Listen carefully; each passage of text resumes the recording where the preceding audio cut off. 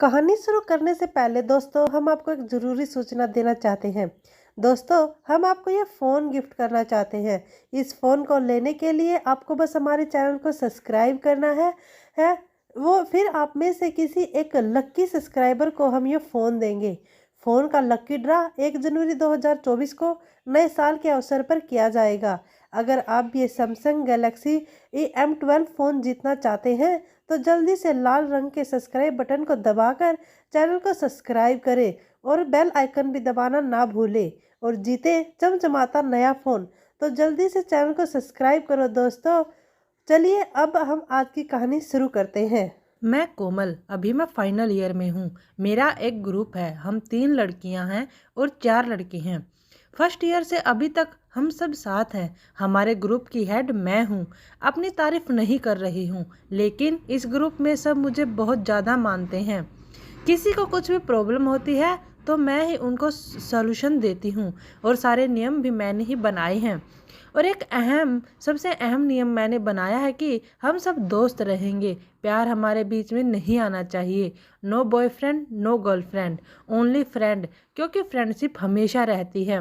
प्यार बीच में आते ही जलन और अलग होकर बैठना शुरू हो जाता है और मैं नहीं चाहती थी कि ऐसा हो। और देखो, 4 साल हो गए हैं हमारी दोस्ती को। मजाल है कोई मेरे नियम को तोड़ दे। किसी को किसी से वैसा वाला प्यार नहीं हुआ और हम सब बहुत मस्ती करते हैं, इंजॉय करते हैं, खुश रहते हैं। अब मेरा कल बर्थडे है और मुझे पता है कि मेरे सारे दोस्त मुझे कुछ ना कुछ सरप्राइज ज़रूर देंगे। तो मुझे अभी करण के घर बुलाया है। करण हम सब में सबसे पैसे वाले बाप का बेटा है। पापा का अच्छा घर है और हमें मस्ती करने के लिए बड़ा रूम मिल जाता है। कल मुझे शाम 5 बजे बुलाया है। देखते हैं कि मेरे दोस्त मुझे क्या सरप्राइज़ देते हैं।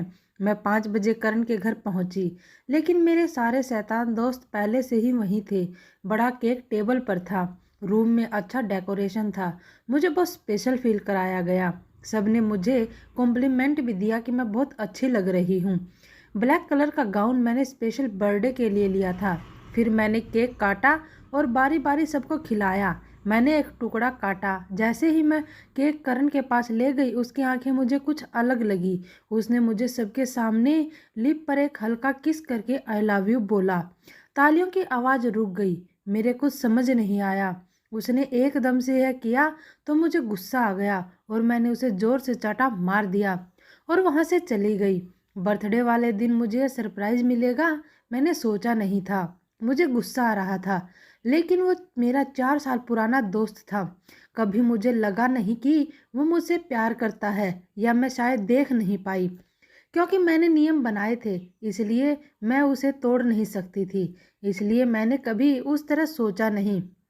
रात को मैंने सुधा को फ़ोन लगाया और उसको पूछा कि तुझे पता था कि वो ऐसा कुछ करने वाला है। सुधा बोली, हाँ, कब से वो तुझे लाइक करता है, पर तेरे नियम की वजह से बेचारा अभी तक चुप था। पता नहीं आज उसमें कहाँ से हिम्मत आ गई। अगले दिन जब कॉलेज गई तब सब बदल गया। मुझे पता था कि जब भी ऐसा कुछ होता है फिर पहले जैसा नहीं होता। करण अब हमारे साथ में नहीं था और करण के चक्कर में विशाल और सुयश भी कटे कटे रहने लगे। मैंने सोचा कि करण से जाकर एक बार बात करूं, उसको समझाऊं। मैंने करण को लाइब्रेरी में पकड़ा। मुझे देखकर अब वह मुंह फेर रहा था। मैंने बोला, बाहर चल, मुझे बात करनी है। वो आया और मैंने उसको बोला, क्या हरकत थी वो? करण बोला, मुझे लगा कि तू सॉरी बोलेगी। मैं बोली, सॉरी तू बोल। करण, ओ हेलो, तूने सबके सामने मुझे थप्पड़ मारा है, तो तूने क्या किया? करण बोला, मैंने जो किया वही सच है। मैं प्यार करता हूँ तुझसे, और प्यार कोई करने से नहीं होता, वो हो जाता है। तेरा नियम नहीं काम आता, और हो गया तो उसमें क्या बुरा हो गया? कौन बोलता है कि 2 लवर अच्छे दोस्त नहीं हो सकते? हमने ही तेरी बात मानकर तुझे सर पर चढ़ा रखा है। उसको इतने गुस्से और समझदारी की बात करते मैंने आज तक नहीं देखा। लेकिन अब मैं भी वैसे नहीं रह गई। जब आपको पता चल जाता है कि सामने वाला आपको लाइक करता है, तो आपके सोचने का तरीका भी बदल जाता है। अगर आपको कोई पसंद नहीं है तो आप उससे बात बंद कर देते हो। अगर आप पसंद है तो आप भी उसको लाइक करने लगते हो। और करण तो मेरा दोस्त है। अब मुझे लगा कि मैं भी फिसलने लगी। मैंने सुधा से बात करी। उसने और मुझे इधर उधर धक्का मारा। मैंने बोला कि मैं अपने नियम पर नहीं रह पा रही। उसने बोला, पागल है तू, तेरा नियम तू ही मानती है।